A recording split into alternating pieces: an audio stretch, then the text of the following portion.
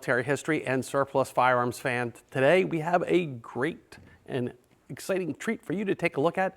This is the Mauser M937A rifle. Actually, it is the Portuguese Mauser 937A. Just a little brief history about this gun is it was built in Germany for the Portuguese military. Now, this started in the late 1930s, and as Germany started to ramp up their war efforts, some of the shipments were seized going to the Portuguese military, or they were taken over and they were actually pressed into German military service.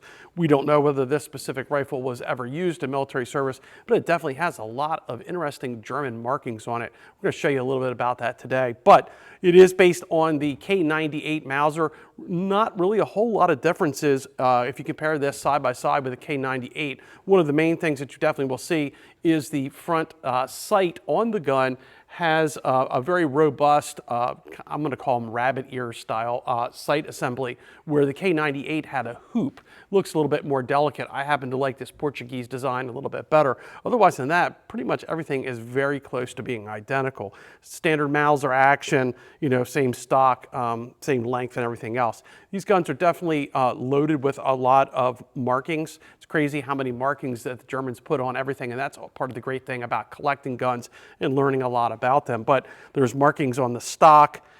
Almost each and every part of the bolt and the firing portion assembly of the gun has got markings on it. There's definitely a lot of markings on the left-hand side, including the manufacturer's marking.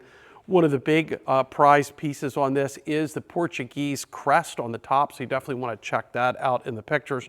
There's markings as we go further down the stock. There's even markings on where the sling loop and so forth goes. Now, this specific rifle does have matching numbers on all the main components. We weren't able to find much that was not matching.